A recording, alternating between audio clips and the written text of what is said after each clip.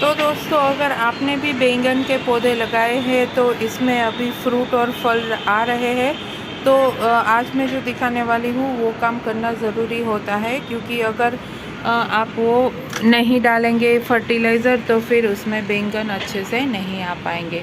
तो देखिए, ये है मेरा फ्लावर बैंगन का। तो इस तरह आप अगर आपने भी पौधे लगाए हैं तो इस टाइम अगर फ्रूटिंग या फल फ्लावर आ रहे हैं तो आपको ये काम करना ज़रूरी है। देखिए, ये मेरा दूसरा पौधा है और इसमें भी अभी फ्रूटिंग हो रही है, यानी फ्लावरिंग हो रही है।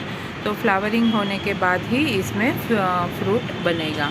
तो ये देखिए दोस्तों, इसमें आप कलियाँ देख सकते हैं, कितनी सारी कलियाँ अभी इस टाइम पे आ रही है। तो दोस्तों, कई बार ऐसा होता है कि हम बैंगन लगा लेते हैं तो सबसे पहले इसकी मिट्टी प्रॉपर होनी चाहिए। प्रॉपर मिट्टी यानी कि मिट्टी भुरभुरी होनी चाहिए। कोई भी अगर हम फल फ्रूट कोई भी पौधा लगाते हैं तो इसकी बेसिक जो रिक्वायरमेंट होती है वो उसकी सॉइल होती है। अगर सॉइल आपने अच्छे से बना ली तो आधा काम आपका वहीं पे ही हो गया। और दूसरा काम होता है जो होता है सनलाइट। तो आप पौधा लगाते हैं उसके पहले थोड़ा सा रिसर्च कर लीजिए कि कौन सा पौधा लगा रहे हैं, उसको कितनी सी धूप चाहिए और आपके वहाँ पे बालकनी या टेरेस पे कितनी धूप आती है। तो ये दोनों अगर आपने काम कर लिए तो फिर चलेगा आपका प्लांट। फिर आपको इन्हेंस करने के लिए ही फर्टिलाइज़र देना पड़ता है। बाकी प्लांट तो आपका सरवाइव कर जाता है। तो दोस्तों, मिट्टी की बात करूँ तो मैंने बता दी, मैं मिट्टी जो बनाती हूँ इसमें मैं 30% खाद देती हूँ, गोबर की खाद या वर्मी कंपोस्ट। फिर 30% मेरी इसमें मिट्टी होती है और बाकी के जो पोर्शन होता है उसमें मैं डालती हूँ नीम खली, कोकोपीट, बोन मील या रॉक सल्फेट, जो भी आपके पास है वो उसमें डाल सकते हैं। मगर जो मेन होता है वो होती मिट्टी और कोई भी ड्राई फर्टिलाइज़र। तो मिट्टी हमने इस तरह से बना ली, आपने पौधा भी लगा लिया। पौधा लगाने में भी एक बात है कि आपको इसकी पहले पौध बनानी पड़ेगी, फिर आपको इसको मेन जगह पे ट्रांसफ़र करना पड़ेगा।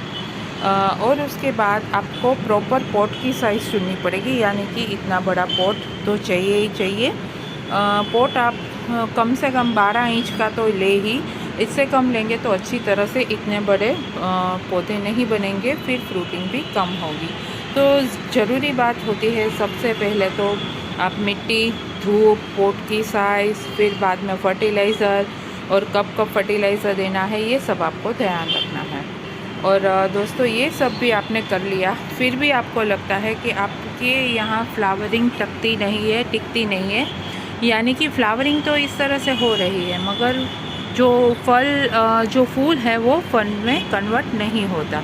तो इसके लिए दोस्तों पॉलिनेशन होना ज़रूरी होता है।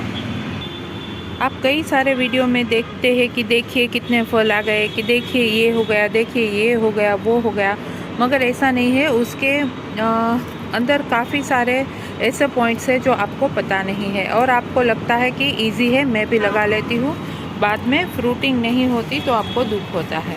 वैसे गार्डनिंग इजी है मगर आपको थोड़े से पॉइंट इसके समझने पड़ते हैं।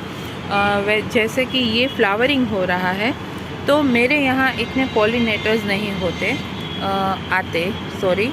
तो मैं क्या करती हूँ, मुझे इसको हैंड पॉलिनेशन करना पड़ता है, यानी कि मेरे हाथ की मदद से मुझे इसको पॉलिनेट करना पड़ता है। देखिए, ये फ्लावर होता है, इसमें फीमेल पार्ट और मेल पार्ट दोनों एक ही फ्लावर में होता है। तो हवा की मदद से भी कभी कभी ये हो जाता है, मगर ब्रश की मदद से हमें पोलन को इस पर ट्रांसफ़र करना पड़ता है। इस तरह से हमें हैंड पॉलिनेशन करना पड़ता है, तभी जो फूल होते हैं वो फल में कन्वर्ट होते हैं। और दूसरी बात कहूँ मैं दोस्तों, तो इस तरह अगर आपने पॉलिनेट कर लिया तो भी आपका जो फ्रूट है वो नहीं बन रहा, झड़ रहा है, तो उसकी कई सारी वजह होती है। जैसे कि इसमें फर्टिलाइज़र, न्यूट्रिशन की कमी होती है, या फिर पानी की मात्रा कभी अधिक, कभी ज़्यादा, कभी कम ऐसे हो जाती है। तो वो आपको केयर करना पड़ेगा। जब भी फ्रूटिंग हो रही होती है हमारे कोई भी प्लांट में, तो तभी इसमें पानी हमें कम डालना चाहिए। अगर ज़्यादा पानी हो जाएगा तो ज़्यादा पानी की वजह से भी वो फल गिर जाएंगे, फल नहीं बनेंगे आपके। तो ये बात को खास ध्यान रखना है। और आज मैं इसको फर्टिलाइज़र देने वाली हूँ। क्योंकि मुझे लगता है कि मेरे पौधे में अभी फर्टिलाइज़र देने की ज़रूरत है। तो ये क्योंकि अच्छे से ग्रो कर रहा है, इतनी सारी इसमें बडिंग आ रही है, देखिए काफ़ी सारी इसमें कलियाँ आ रही है। देखिए यहाँ पे कितनी सारी कलियाँ है एक ही डाल में। तो मुझे इसको देखिए, ये एक बड़ी समस्या होती है। मिली बग्स का काफ़ी प्रकोप होता है हमारे गार्डन में, अगर हम ध्यान नहीं देते तो। मैं अभी इसको हाथ से ही हटाने वाली हूँ। देखिए इस तरह से अंदर छोटे छोटे कई मिली बग्स होते हैं, तो आपको केयरफुली इसे साफ़ करना पड़ेगा। तो मैं अभी इसको साफ़ करूँगी। पहले मैं आपको दिखा दूँ कि मैं कौन सा फर्टिलाइज़र देने वाली हूँ। तो दोस्तों ये देखिए, ये है फर्टिलाइज़र, ये है वर्मी कंपोस्ट और ये है नीम खली और ये मैंने रॉक सल्फेट लिया है। अगर आपके पास बोन मील है तो वो ज़्यादा असरकारक होता है, मेरे पास नहीं है अभी, तो मैंने रॉक सल्फेट लिया है। तो मैं अगर मस्टर्ड खली है आपके पास तो आप वो भी मिक्स कर सकते हैं, और सीवीड आपके पास ग्रेन्यूल है तो आप वो भी मिक्स कर सकते हैं।